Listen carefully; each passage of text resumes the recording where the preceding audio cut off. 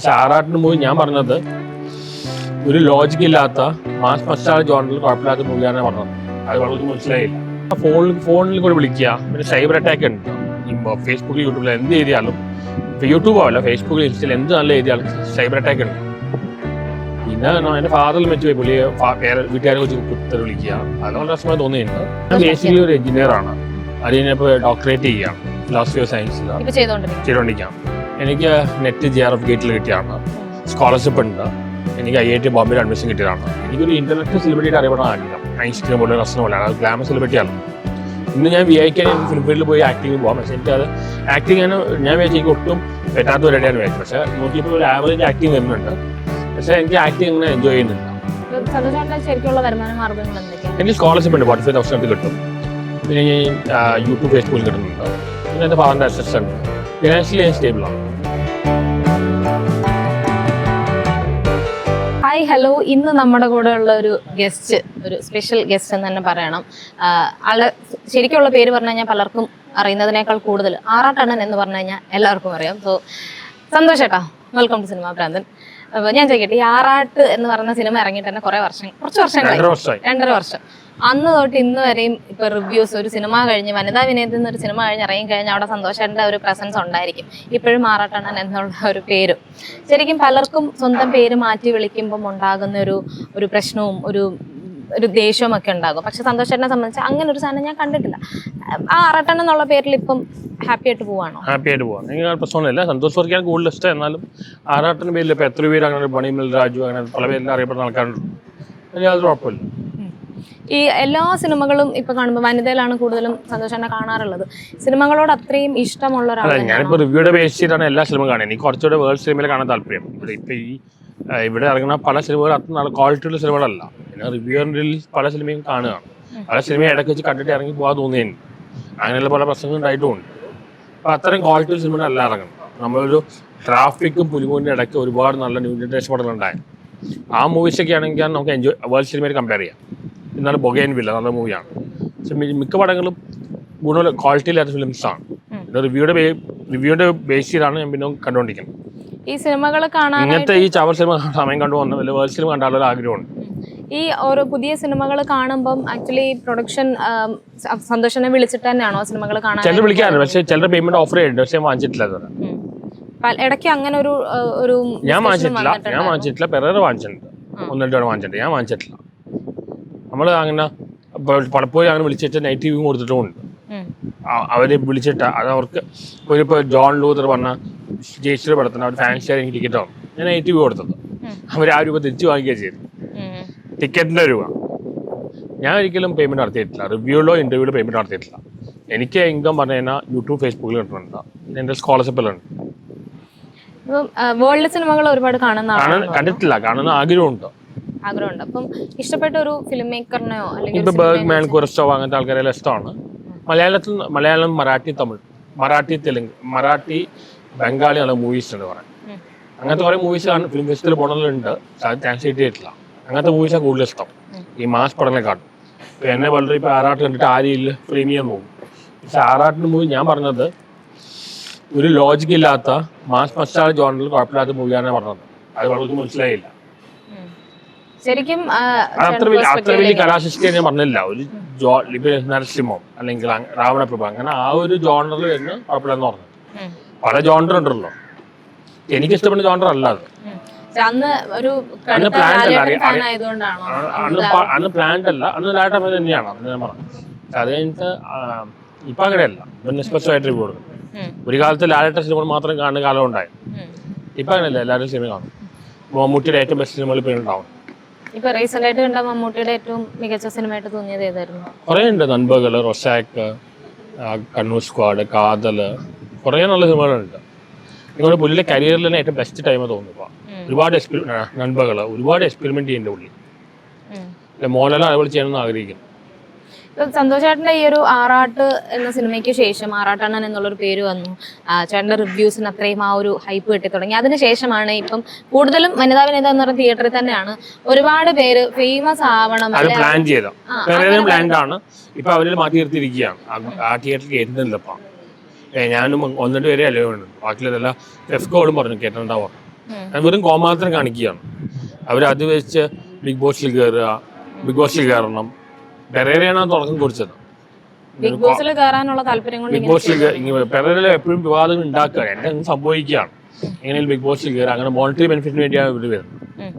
ഇപ്പം സന്തോഷാണ് പേരിലാണെങ്കിലും ഒരുപാട് നെഗറ്റീവ്സ് വരുന്നുണ്ട്. പലരും പല രീതിയിലുള്ള പറഞ്ഞ വിവാദങ്ങൾ ഉണ്ടാകുന്നുണ്ട്. അതിന്റെ പേരിൽ കേസ് വന്നു. ഇങ്ങനെയൊക്കെ വരുമ്പോൾ ശരിക്കും ഇതിനോട് എങ്ങനെയാണ് ചേട്ടൻ എങ്ങനെയാണ്? ഒരു കേസ് പറയുന്നത് നാളെ ഞാൻ കണ്ടിട്ടുള്ളൂല്ല. ഒരു ഫോൺ നമ്പർ ഇല്ല, യൂട്യൂബിലും ഫേസ്ബുക്കിലും ഒന്നും കമന്റ്സ് ഇട്ടിട്ടില്ല. നമ്മുടെ പോപ്പുലാരിറ്റി മിസ്യൂസ് ചെയ്യുക, അവർക്ക് പോപ്പുലാരിറ്റി സ്റ്റഡി ഇടാൻ വേണ്ടി നമ്മൾ ഉപയോഗിക്കുകയാണ്. അങ്ങനെ കുറച്ച് സമ്മിശ്ര പ്രതികരണം പോലെ മിക്സ്ഡ് റിവ്യൂ ആണ്. 50% പോസിറ്റീവാണ്, 50% നെഗറ്റീവാണ്. ചിലർ നല്ല ഞാൻ പറയാറുണ്ട്, മലപ്പുറം, കോഴിക്കോട്, കണ്ണൂർ അവിടുത്തെ ആൾക്കാരെല്ലാം വളരെ സ്നേഹത്തോടെ സംസാരിക്കാറുണ്ട്. ചില ആൾക്കാർ കളിയാക്കാറുണ്ട്. എസ്പെഷ്യലി പെൺകുട്ടികൾക്കൊന്നും എന്നെ കുറിച്ച് അധികം അറിയില്ല. അവർക്ക് ഈ ആറാടിക്കാൻ പറഞ്ഞാൽ ആ വീഡിയോയ്ക്ക് ആയിട്ടുള്ളൂ. അവരത് വെച്ച് കളിയാക്കി ചിരിക്കാറുണ്ട്. സംയുക്ത മേനോനെ ആദ്യ കാലത്ത് ഞാൻ കണ്ടപ്പോൾ ഫോണിൽ സംസാരിച്ച് പുള്ളിക്കാരത്തെ അരമണിക്കൂർ ചിരിയേ. കാരണം എൻ്റെ ആ ഒരു പോസ്റ്റും അന്നത്തെ ഇതെല്ലാം പെൺകുട്ടികൾക്ക് ഇപ്പോഴും സ്ട്രെസ് റിലീവർ ആ രീതിയിലേക്ക് എടുക്കണം. അവർക്ക് എന്നെ കുറിച്ച് അധികം അറിയില്ല. അപ്പോൾ രണ്ട് പോസിറ്റീവ് ഉണ്ട്, നെഗറ്റീവും ഉണ്ട്. ഫെയിം ഞാൻ എൻജോയ് ചെയ്യേണ്ട, അത് ചിലപ്പോൾ നെഗറ്റീവായിട്ട് മാറാറുമുണ്ട്. അത് ഏതൊക്കെ രീതിയിലാണ് നെഗറ്റീവായിട്ട് അഫക്ട് ചെയ്തിട്ടുള്ളത്? നെഗറ്റീവ് ഫോണിൽ കൂടെ വിളിക്കുക, പിന്നെ സൈബർ അറ്റാക്ക് ഉണ്ട്. ഈ ഫേസ്ബുക്കിൽ യൂട്യൂബിൽ എന്ത് എഴുതിയാലും, യൂട്യൂബോ അല്ല ഫേസ്ബുക്കിൽ ഇൻസ്റ്റയിൽ എന്ത് നല്ല എഴുതിയാലും സൈബർ അറ്റാക്ക് ഉണ്ട്. പിന്നെ എൻ്റെ ഫാദറിൽ വെച്ച് പോയി പുള്ളി വീട്ടുകാരെ വെച്ച് കുത്തിട്ട് വിളിക്കുക, അത് വളരെ രസമായി തോന്നിയിട്ടുണ്ട്. പിന്നെ ഇങ്ങനത്തെ ഈ കേസുകൾ പറഞ്ഞാൽ വളരെ പ്രശ്നം ഉണ്ടാക്കുന്ന കേസാണ്. ഞാൻ അത് വേറെ ആൾക്കാരാണെങ്കിൽ വല്ല സൂയിസൈഡ് അങ്ങനെ ചെയ്താണ്. ഞാൻ അത്ര കാര്യമായിട്ട് എടുത്തില്ല. അങ്ങനത്തെ ഒരുപാട് പ്രശ്നങ്ങളുണ്ട്. പിന്നെ സാന്തി ദിനേശ് പോലെ ആൾക്കാരെ നമ്മൾ കളിയാക്കുക. ഞാൻ എന്നെക്കുറിച്ച് ഞാൻ വളരെ തെറ്റിദ്ധരിക്കപ്പെട്ട ആളാണ്. എന്നെ ശരിക്കും മനസ്സിലാക്കിയ ആൾക്കാർ കുറവാണ്. നല്ല മനുഷ്യർക്ക് എന്നെ ഇഷ്ടമാണ്. ഇപ്പൊ പലർക്കും സന്തോഷേട്ടൻ ആരാണ്, എന്താണ് പലരും കാണുന്ന റിവ്യൂസ്, എല്ലാ സിനിമകളും ഇറങ്ങിക്കഴിഞ്ഞ് വന്ന് ആ റിവ്യൂ പറയുന്നത്. ശരിക്കും സന്തോഷേട്ടന്റെ ലൈഫ് എങ്ങനെയായിരുന്നു? ആരാണ് സന്തോഷേട്ടൻ ശരിക്കും പറഞ്ഞത്? ബേസിക്കലി ഒരു എഞ്ചിനീയർ ആണ്. അതിനിപ്പോൾ ഡോക്ടറേറ്റ് ചെയ്യുകയാണ് ഫിലോസഫി ഓഫ് സയൻസിൽ ചെയ്തുകൊണ്ടിരിക്കുകയാണ്. എനിക്ക് നെറ്റ് JRF ഗേറ്റിൽ കിട്ടിയാണ്. സ്കോളർഷിപ്പ് ഉണ്ട്. എനിക്ക് IIT ബോംബെയിൽ അഡ്മിഷൻ കിട്ടിയതാണ്. അപ്പോൾ പോകാൻ പറ്റാൻ ബിക്കോസ് ഫാദറിൻ്റെ ഹെൽത്ത് മോശമായി. ഇപ്പോൾ മദറിനെ നോക്കാൻ വേണ്ടിയായിട്ട് നിൽക്കുന്നത്. പിന്നെ ഞാൻ ബുക്കെല്ലാം എഴുതിയിട്ടുണ്ട്, 10 ബുക്കെല്ലാം എഴുതിയിട്ടുണ്ട്. 2 ബുക്ക് ആമസോണിൽ പബ്ലിഷ് ചെയ്തിട്ടുണ്ട്. ഒന്ന് മോഡേണെ കുറിച്ചുള്ള പുസ്തകമാണ്, ഇംഗ്ലീഷ് ബുക്ക്. ഒന്ന് 800 കോഡ്സ്, സ്വന്തമായി കോഡ്സ്, ഒരു കോപ്പടിക്കാതെ സ്വന്തമായിട്ട് എഴുതിയ ക്രിയേറ്റീവ് വർക്കുള്ള. അങ്ങനെ ഒരു സ്റ്റാർട്ട് കമ്പനി നടത്തിയിട്ടുണ്ട്. അങ്ങനെ പല കാര്യം ചെയ്തിട്ടുള്ള ആളാണ്. ബേസിക്കലി ഞാനിപ്പോൾ എഞ്ചിനീയറിംഗ് വിട്ടിട്ട് ഫിലോസഫിയിലാണ് ശ്രദ്ധിക്കണം. എനിക്കൊരു ഇന്റർനാഷണൽ സെലിബ്രിറ്റിയായിട്ട് അറിയപ്പെടാൻ ആഗ്രഹം. ഐൻസ്റ്റീൻ പോലെ, റസ്ന പോലെ, അത് ഗ്ലാമർ സെലിബ്രിറ്റി അല്ല. ഇന്ന് ഞാൻ വിചാരിക്കാൻ എനിക്ക് ഫിലിം ഫീൽഡിൽ പോയി ആക്ടിങ് പോകാം. പക്ഷേ എനിക്കത് ആക്ടിങ് ഞാൻ വിചാരിച്ചു എനിക്ക് ഒട്ടും പറ്റാത്ത പരിപാടിയാണ് വിചാരിച്ചു. പക്ഷേ നോക്കിയപ്പോൾ ഒരു ആവറേജ് ആക്ടിങ് വരുന്നുണ്ട്. പക്ഷേ എനിക്ക് ആക്ടിങ് അങ്ങനെ എൻജോയ് ചെയ്യുന്നില്ല. എനിക്ക് ഫിലോസഫി അങ്ങനെ പോകാൻ താല്പര്യം. കൂട്ടത്തിൽ ഫിലിം റിവ്യൂ അതിന്റെ കൂടെ തന്നെ കൊണ്ടുപോകാൻ. പെരേരയിൽ വരാൻ കാരണം സിനിമയിൽ കയറാൻ വേണ്ടിയാണ്. സിനിമയിൽ ഇപ്പോൾ വേണമെങ്കിൽ ഒരു ആക്ടറെ മാറാം, അത് താല്പര്യമില്ല. അടുത്ത കാലങ്ങളിലായിട്ട് എനിക്ക് ഷോർട്ട് ഫിലിംസ് ചെയ്യുന്ന നിർത്തി. കാരണം ബ്ലഡി നൈറ്റ് ഷോർട്ട് ഫിലിം അഭിനയിച്ചപ്പോഴാണ് ഈ വിവാദം ഉണ്ടായത്. ഫിലിംസ് ഉണ്ടെങ്കിൽ അഭിനയിക്കും. അത് എറണാകുളത്തേക്ക് ഷൂട്ടിംഗ് ആണെങ്കിൽ. ബിഗ് ബോസ് പോകാൻ പ്ലാനില്ല. ബാഡ് ബോയ്സ് ഞാൻ സ്വന്തം പടത്തിന് ഇതുകൊണ്ടില്ല. ആ പടം ഞാൻ ട്രെയിലർ കണ്ടപ്പോൾ മനസ്സിലായി പടം ഗുണമില്ല. പല മൂവീസ് ഞങ്ങൾ പറഞ്ഞിട്ടുണ്ടാവും. പക്ഷെ അത് ഞാൻ ജനുവൻ റിവ്യൂയാണ് കൊടുത്തത്. അതിന് പിന്നെ പ്രൊഡ്യൂസറിനെ ബാധിക്കുന്നു പറഞ്ഞപ്പോൾ ഞാൻ പോസിറ്റീവ് മാത്രമേ ഞാൻ പറഞ്ഞു.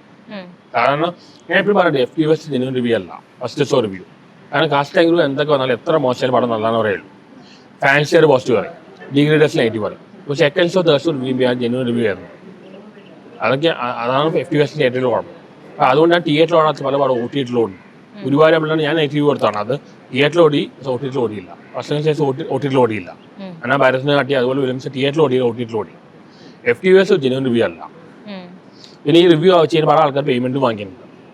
കുറച്ച് ആൾക്കാർ ജെന്യൂൻ ആയിട്ടുള്ളൂ. തിയേറ്റർ മാത്രമല്ല അല്ലാതെയും ചെയ്യുന്നവർ, ഞാൻ പേര് പറയുന്നില്ല, പലരും കാശ് കൊടുത്ത് റിവ്യൂ ചെയ്യുന്നുണ്ട്, കാശ് വാങ്ങിച്ചിട്ട് ചെയ്യുന്നുണ്ട്. പിന്നെ ഇപ്പോൾ എല്ലാവരും വിമർശിച്ച കോക്കിൻ്റെ റിവ്യൂ ആണ്. കോക്കിൻ്റെ റിവ്യൂ അത്ര എനിക്ക് നേരിട്ട് അറിയവരല്ല. കോക്കിൻ്റെ റിവ്യൂ അത്ര ജെന്യൂൻ ആയിട്ട് എനിക്ക് തോന്നിയിട്ടില്ല. കാരണം പുള്ളി പടം നല്ല പടം, പുള്ളിക്ക് സിനിമയിൽ പടം ഓൺലി ഫോർ എൻ്റർടൈൻമെൻ്റ് ആണ്. ജയിലർ കൂടെ പടമൊക്കെയാണ് പുള്ളി പോസിറ്റീവ് കൊടുക്കുന്നത്. വേട്ടയാണ് ഡിഫറെൻറ്റ് മൂവിയാണ് ആക്ച്വലി. ഒരു രജനീയൻ ആക്ടറിനെ ഉപയോഗിക്കുകയും ക്ലാസ് ഓഡിയൻസ് ആണ്. അങ്ങനത്തെ പടം പുള്ളിക്ക് ഇഷ്ടമല്ല. പുള്ളി കാതിൽ നെഗറ്റീവ് കൊടുത്ത ആളാണ്. അങ്ങനെ പല പടത്തിന് നെഗറ്റീവ് കൊടുത്തത്. അപ്പോൾ അത് ജനുവൻ റിവ്യൂ ആയിട്ട് തോന്നുന്നില്ല. പിന്നെ റിവ്യൂ ചെയ്യുമ്പോൾ ആൾക്കാർ ചൂസ് ചെയ്യണം. കാരണം ഇത് എല്ലാവരും കണ്ട് കാണുന്നവരും ഉണ്ട്. അപ്പോൾ ഒരു സിനിമയെ ബാധിക്കേണ്ട ചില. ഞാൻ എപ്പോഴും പറയാറുണ്ട്, ഒരു സിനിമ ഫ്ലോപ്പ് ആകുമ്പോൾ ഒരു പ്രേക്ഷകന് 180 rupees മാക്സിമം പോകണം. പ്രൊഡ്യൂസറിന് കോടികൾ രൂപ പോകണം. ആവശ്യമായിട്ടൊരു മനസ്സിലാക്കണം. ഈ റിവ്യൂ വളരെ എളുപ്പമുള്ള പണിയാണ്, വിമർശിക്കാൻ വളരെ എളുപ്പമാണ്. പക്ഷേ സിനിമ ഉണ്ടാക്കാൻ വളരെ ബുദ്ധിമുട്ടാണ്. ഞാൻ ഷോർട്ട് ഫിലിം അഭിനയിച്ചപ്പോൾ മനസ്സിലായത്. ഞാൻ അതുകൊണ്ട് ഇപ്പോൾ പടം നെഗറ്റീവ് ആണെങ്കിൽ കഴിയാവുന്ന ഇറങ്ങി പോവുക ചെയ്യാം. കാരണം വെറുതെ നെഗറ്റീവ് പറഞ്ഞാൽ അവരെ ബാധിക്കുന്ന വെച്ചാണ്. അങ്ങനെ ഒരിക്കൽ പോയപ്പോഴാണ് ഒരു അറ്റാക്ക് വന്നത് വിത്തിൻ സെക്കൻഡ്സ്. ഞാൻ ഒരു മീഡിയക്കാരനോട് പറഞ്ഞാണ് ഇത് എടുക്കണ്ട, ഇത് ഫസ്റ്റ് അവർ പോലെ ബാൻഡാണ്, അവൻ്റെ നിർബന്ധത്തിൽ പറഞ്ഞ അവസാനം ഞാൻ അറ്റാക്ക് ചെയ്തപ്പോൾ ഞാൻ ഒറ്റയ്ക്കായി പോയി. ബാക്കിയല്ല വിത്തിൻ സെക്കൻഡ്സിൽ തന്നെ അറ്റാക്ക് കാണുന്നതാണ്. എൻ്റെ അഭിപ്രായം ശരിക്കും സത്യസന്ധമായിട്ട് പറയുകയാണെങ്കിൽ റിവ്യൂയുടെ ആവശ്യമില്ല. കാരണം നമ്മൾ ഞാൻ റിവ്യൂ കണ്ട് പടം കാണാറില്ല. റിവ്യൂ കണ്ട് പടം കാണാൻ പോകുമ്പോൾ നമുക്ക് ഒരു ധാരണയുണ്ടാവും നേരത്തെ. പിന്നെ നമ്മൾ ആ രീതിയിലേ കാണുള്ളൂ. ഇൻഡിപെൻഡൻ്റ് ആയിട്ട് എൻജോയ് ചെയ്യാനോ ആസ്വദിക്കാനോ വിലയിരുത്താനോ പറ്റില്ല.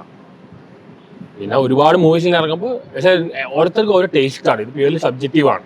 ഇപ്പോൾ താണ്ഡവം പ്രചാരം പടം എനിക്കിഷ്ടമല്ല, ഭൂരിഭാഗം എനിക്ക് ഇഷ്ടമല്ല. സാധ്യത ഇഷ്ടപ്പെടുന്ന ആൾക്കാരുണ്ട്. അന്ന് കിരീടം പോലെ മൂവീസ് എല്ലാവരും ഇഷ്ടപ്പെടുന്നു, സാധ്യത ഇഷ്ടപ്പെടാത്ത ആൾക്കാരുണ്ട്. ഓരോരുത്തർക്കും ഓരോ ടേസ്റ്റാണ്. അതുകൊണ്ട് റിവ്യൂ ആവശ്യമില്ലെന്ന് എനിക്ക് തോന്നുന്നു. എന്നോട് ചോദിക്കുമ്പോൾ ഞാൻ പറയുന്നു, അത്രയേ ഉള്ളൂ. എനിക്ക് സ്കോളർഷിപ്പ് ഉണ്ട്, 45,000 കിട്ടും. പിന്നെ ഞാൻ യൂട്യൂബ് ഫേസ്ബുക്കിൽ കിട്ടുന്നുണ്ട്. പിന്നെ എൻ്റെ ഫാദറിൻ്റെ അസറ്റ്സ് ഉണ്ട്. ഫിനാൻഷ്യലി ഞാൻ സ്റ്റേബിളാണ്. യൂട്യൂബിൽ നിന്ന് ഏകദേശം ഒരു ഫിക്സഡ് ബഡ്ജറ്റ് അല്ല ഞാൻ പറയുന്നത്, എന്നാലും ഏകദേശം യൂട്യൂബ് ഫേസ്ബുക്കിന് രണ്ട് കമ്പൈൻ ചെയ്ത് 35 കിട്ടാറുണ്ട്. 35,000. പക്ഷെ ഞാൻ ഉണ്ടാക്കുന്നത് ഒന്നുമല്ല, സെക്രട്ടറി ആൾക്കാരെല്ലാം 10 lakhs ഒക്കെ ഉണ്ടാക്കണം. ഞാൻ അത്ര യൂട്യൂബ് ഗ്രോത്തിന് വേണ്ടിയിട്ട് ഇരിക്കാത്തത് കൊണ്ടാണോ? എനിക്ക് ഒരുപാട് റെസ്പോൺസിബിലിറ്റീസ് ഉണ്ട്. എനിക്ക് മദറിന് നോക്കണം, വീട്ടിലെ കാര്യം നോക്കണം, PhD ചെയ്യണം, ഗവൺമെന്റ് ജോബ് ട്രൈ ചെയ്യണ്ട. ഇത് ലാസ്റ്റ് ഓപ്ഷനാണ്. ആകെ ഫ്രൈഡേ മാത്രമാണ് ഞാൻ വണ്ടിയിൽ പോകണം. ആൾക്കാർ പറഞ്ഞാൽ ഞാൻ വണ്ടിയിൽ താമസമാണ്. ഒരുപാട് റെസ്പോൺസിബിലിറ്റീസ് ഉണ്ടാവുണ്ട്. സമയം ഒരുപാട് കാര്യം ചെയ്യുന്ന ആളാണ്. എനിക്ക് film review one of the കാര്യം മാത്രമാണ്. പെരയിൽ പറഞ്ഞാൽ രാവിലെ എണീറ്റ് രാത്രി വരെ ഇതാ റെഡി ഇങ്ങനെ ആളുകളാണ്. എനിക്ക് അങ്ങനെയല്ല, ഒരുപാട് കാര്യം ചെയ്യാനുണ്ട്, ഒരുപാട് റെസ്പോൺസിബിലിറ്റീസ് ഉണ്ട്. നിങ്ങൾ തമ്മിൽ ഭയങ്കര ഒരു സൗഹൃദം പോലെയാണ് എപ്പോഴും. സൗഹൃദം പുള്ളി എന്നെ കാണുമ്പോൾ എൻ്റെ അടുത്ത് എന്നെ ഉപയോഗിക്കലാണ് പുള്ളിയുടെ മെയിൻ പരിപാടി. ഇപ്പോൾ പുള്ളിയുടെ മാർക്കറ്റ് കുറച്ച് ഡൗൺ ആണ്. പുള്ളിയുടെ ലക്ഷ്യം റിവ്യൂ എന്നല്ല, സിനിമയാണ്. ഒരുപാട് സിനിമകൾ കിട്ടിയിട്ടുണ്ട്. എന്തൊക്കെ വന്നാലും പുള്ളി ഉദ്ദേശിച്ച തന്നെ നേടി. പുള്ളി റിവ്യൂവിൽ പ്ലാൻ ചെയ്ത് വന്ന് എസ്റ്റാബ്ലിഷ് ചെയ്തു. ഇപ്പോൾ പുള്ളി റിവ്യൂ ഇട്ട സിനിമയിലേക്ക് കയറുകയാണ്. അങ്ങനെ പുള്ളിക്ക് കുറെ പ്ലാനിങ് ഉണ്ട്. പക്ഷേ പ്രാക്ടിക്കലാണ് എന്നെ കാട്ടുള്ള.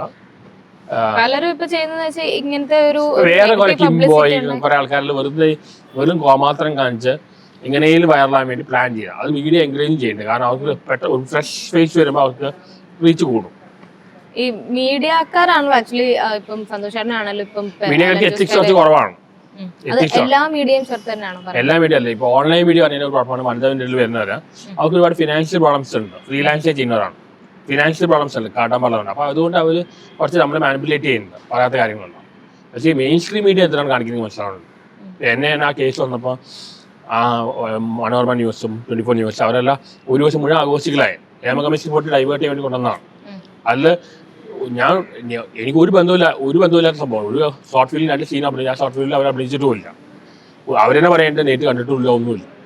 അപ്പോൾ അങ്ങനെയല്ല മെയിൻ സ്ട്രീം മീഡിയ കുറച്ചുകൂടി എത്തിക്സ് കാണിക്കുന്നത്. അവർക്ക് ഫിനാൻസ് മറ്റെല്ലാം ഉണ്ട്. ഈ ഓൺലൈൻ മീഡിയ അവർക്ക് വിശന്ന് കെട്ടാ പ്രശ്നമുള്ള പറയുന്ന പോലെ ജീവിക്കാൻ വേണ്ടിയാണ് അവർ മാനിപ്പുലേറ്റ് ചെയ്യുന്നത്. ഞാൻ പറയാത്ത പല കാര്യം അവർ പറഞ്ഞിട്ടുണ്ട്. അപ്പോൾ എനിക്കൊരു കോമാളി ഇമേജ് അവർ ഉണ്ടാക്കിയിട്ടുമുണ്ട്. പക്ഷെ അത് അവരുടെ നിലനിൽപ്പിന് വേണ്ടിയാണ്. പക്ഷെ അതിലും എല്ലാ മീഡിയ കുറച്ച് എത്തിക്സ് കാണിക്കണം. ഇപ്പൊ എന്നെ അന്ന് അറ്റാക്ക് ചെയ്തപ്പോൾ വിത്ത് സെക്ഷൻ അന്ന് അറ്റാക്ക് ചെയ്തപ്പോൾ ഒരു മീഡിയക്കാരും എന്നെ രക്ഷിക്കാൻ നോക്കിയില്ല. എല്ലാവരും വീഡിയോ എടുത്തോണ്ടിരിക്കുകയും ചെയ്തു. കുറച്ച് എത്തിക്സ് അവർ കാണിക്കണം. അവർക്ക് ഇപ്പൊ പക്ക ബിസിനസ്സാണ്. എൻ്റെ ഒരു ഇടയ്ക്ക് പെരേര പൊക്കിയുണ്ട്, ഞാൻ ഡൗൺ ആയിട്ടുണ്ട്. മാർക്കറ്റ് വാല്യൂ അവരും ഉണ്ട്. അവർക്ക് പ്യൂർലി ബിസിനസ്സാണ്. ഞാൻ തന്നെ ആദ്യകാലത്തിൽ എനിക്ക് 10-25 ചാനലിൽ എൻ്റെ വീട്ടിൽ വന്നിട്ടുണ്ട്. ഞാൻ പേയ്മെന്റ് വാങ്ങിച്ചിട്ടില്ല. എനിക്ക് ഇവിടെ വാങ്ങിക്കേണ്ടേ ആയിരുന്നു. കാരണം ബിസിനസ് അപ്രോച്ചാണ് അവർക്കാണെങ്കിൽ നമുക്കും അങ്ങനെ ആവേണ്ടിയാണ്. എന്തെങ്കിലും ഒരു സിനിമ ചെയ്യാനുള്ള ഡയറക്ട് ചെയ്യാനുള്ള പ്ലാൻ വല്ലതും ഉണ്ടോ? ഒരു സിനിമ ഡയറക്ട് ചെയ്യാനും ഉണ്ട് എപ്പോഴെങ്കിലും ഒരിക്കൽ. ആക്ടിങ് പോലെയല്ലോ, ഡാൻസ് ടെക്നിക്കൽ സൈഡ് പഠിക്കണം. ഒരു ഫിലിമിൽ ഡയറക്ട് ചെയ്യാനും ഉണ്ട് ജീവിതത്തിൽ ഒരിക്കൽ. അത് ക്ലാസിക് മൂവി ആവണമുണ്ട്. നമ്മളിപ്പോൾ ജോൺ അബ്രഹാം പോലെ ഡയറക്ടേഴ്സ് ഉണ്ടല്ലോ, 4 സിനിമ ചെയ്തിട്ടുള്ളൂ. 4 ക്ലാസിക് മൂവിയാണ്. KG ജോർജ്, ഇപ്പോൾ ലിജോസ് പള്ളിശ്ശേരി, ഇങ്ങനെ. അതുപോലെ ഒരു ഫിലിമിൽ ചെയ്യണമെന്ന് ആഗ്രഹമുണ്ട്. അത് എപ്പോഴെങ്കിലും ഒരിക്കൽ. എന്തെങ്കിലും ഐഡിയാസോ പ്ലാനിങ് ഒക്കെ ഉണ്ടോ? എനിക്ക് സോക്രട്ടീസ് ഒരു ഫിലിം ഉണ്ടാക്കണമുണ്ട്. സോക്രട്ടീസ് ഫിലോസഫറായ ഞാൻ ഫിലോസഫി ആണല്ലോ. സോക്രട്ടീസ് എന്ന കഥാപാത്രത്തെ വെച്ച് ഒരു ഫിലിം ചെയ്യണമെന്ന് ആഗ്രഹമുണ്ട്. പക്ഷേ അന്ന് വലിയ കൊമേഴ്സ്യലി അവൈലബിൾ ആയില്ല. അദ്ദേഹത്തിന്റെ ലൈഫ് മറ്റേ കാണിച്ച ഒരു ബയോപിക് പോലെ. അല്ല, അത് ഞാൻ അങ്ങനെ വലിയ ഡ്രീം ഒന്നുമില്ല. എപ്പോഴെങ്കിലും ചെയ്യണമെന്നേ ഉള്ളൂ. അല്ലാതെ അത് ചിലപ്പോൾ കുറെ വർഷങ്ങൾക്ക് ശേഷമായിരിക്കും ചിലപ്പോൾ ചെയ്യുന്നത്. അപ്പം ആഗ്രഹിച്ച പോലെ cinema only my hobby. Main thing philosophy അങ്ങനെ സിനിമ സംവിധാനം എന്നുള്ള ആ ഒരു അത് ഒരു അങ്ങനെ സ്വപ്നം ചിലപ്പോൾ നടക്കും ചിലപ്പോൾ നടക്കില്ല. അതെ. പിന്നെ ഇപ്പൊ ചെയ്തുകൊണ്ടിരിക്കുന്ന Research PhD എടുത്തുകൊണ്ടിരിക്കുകയാണ്. അപ്പം അതും എല്ലാ കാര്യങ്ങളും വളരെ വിജയകരമായിട്ട് തന്നെ നടക്കട്ടെ എന്ന് തന്നെ ഞാൻ ആശംസിക്കുന്നു. സിനിമാ ഭ്രാന്തൻ ചാനൽ നോക്കാറുണ്ടോ? ഞാൻ കണ്ടിട്ടില്ല, പക്ഷെ കേട്ടിട്ടുണ്ട്, പേര് കേട്ടിട്ടുണ്ട്. അതായത് നല്ലൊരു പണ്ട് ജോൺ പോൾ, ജോൺ അബ്രഹാം, അരവിന്ദ് അവരെല്ലാം ഇങ്ങനെ ഒരു ഫിലിം സൊസൈറ്റി വേണം അങ്ങനെല്ലാം ഉണ്ടാവും, നല്ലതാണ്. അപ്പോൾ ഞാൻ നല്ല സിനിമ ഉണ്ടാവും.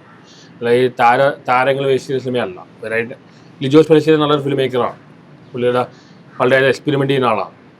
അങ്ങനെ സിനിമയെ സ്നേഹിക്കുന്ന ആൾക്കാർ വരുന്നത് നല്ലതാണ്. പണ്ട് ഫിലിം സൊസൈറ്റിയിലുണ്ടായിരുന്നു വേൾഡ് സിനിമയിൽ കാണാൻ വേണ്ടി. ഓക്കെ, അപ്പം എന്തായാലും എല്ലാ കാര്യങ്ങളും നന്നായിട്ട് തന്നെ നടക്കട്ടെ. താങ്ക് യു സന്തോഷ് ചേട്ടാ. Thank you. ഓക്കെ.